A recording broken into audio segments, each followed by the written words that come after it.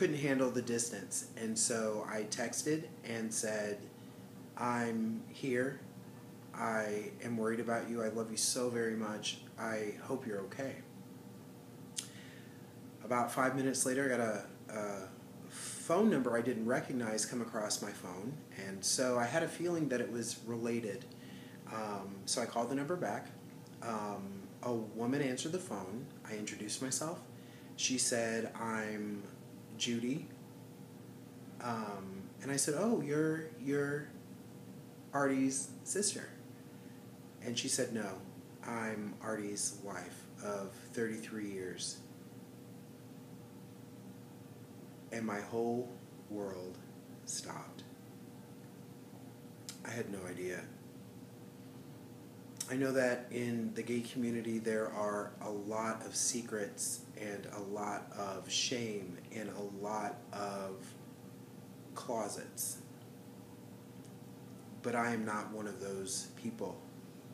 I'm very proud of who I am and what I've accomplished. And this was the biggest blindside I have ever had.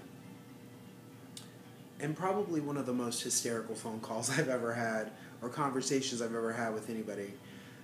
But after discovering that Artie was suffering from neurosyphilis for a minimum of 10 years, he was facing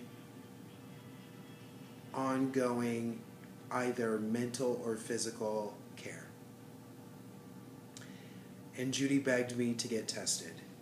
So as soon as I could, I went through the process of, and as wonderful as the healthcare providers were to me, it was by far the most humiliating situation I've ever had to go through.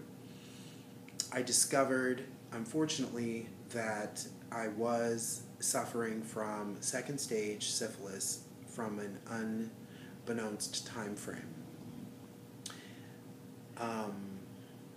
So I started treatments.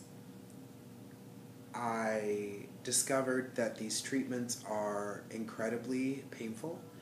They are debilitating. You have about a 25-30 minute window before your body starts to react. You're very immobile. There's a lot of nausea. There's a lot of body aches and pains, but it's a very minimal cost for being cured. And I'm happy to say today I am cured. I am physically healthy. And now comes the hard part, which is the mental part. When I discovered the truth about Artie, my dear, sweet, wonderful friends who I call the Coven rallied to me and really has been there to help me through this process.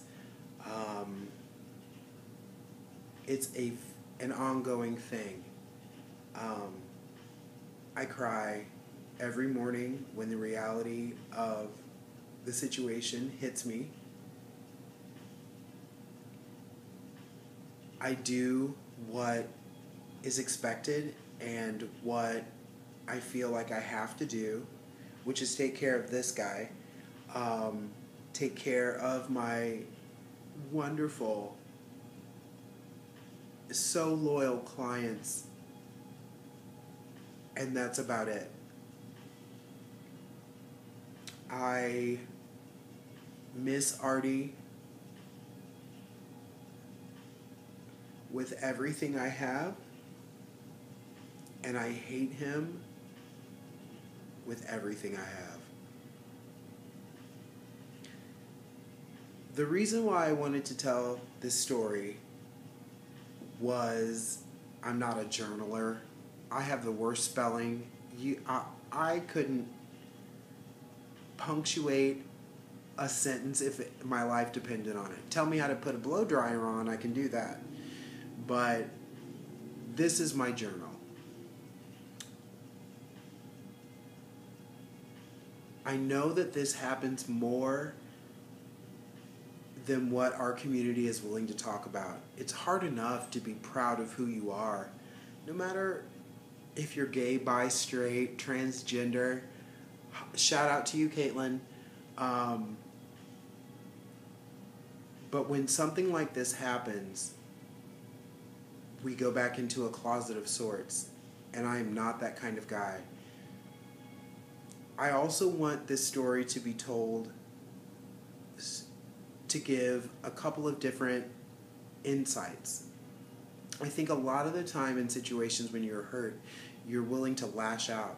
You're willing to make others feel the anger and pain that you feel. I have a beautiful client of mine who shared with me recently, the most important thing in situations like this is to forgive the person that's hurt you. Not for them, but for you. I'm not quite there yet, but I will be. And I want anybody, anywhere that's felt this way or gone through this situation to realize that it's not about the hate. It's not about betrayal. It's not about anger. It's about forgiveness.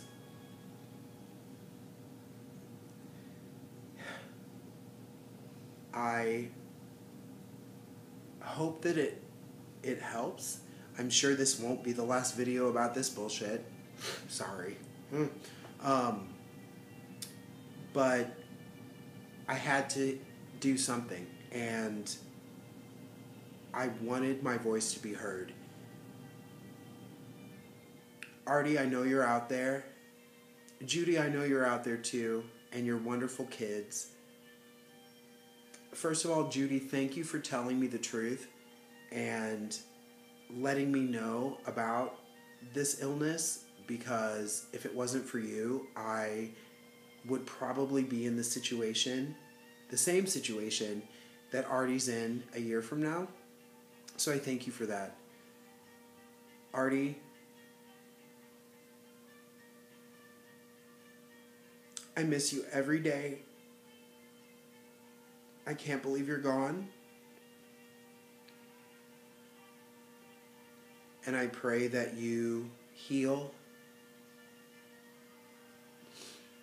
And one day soon, I hope to thank you for the wonderful, beautiful 6 years that we shared together and the 15 years of friendship. So for now, before I fall apart all over you, I'm going to sign off. I'm Matt. This is Nelson. Thanks for listening, guys. Hope to see you soon. Bye.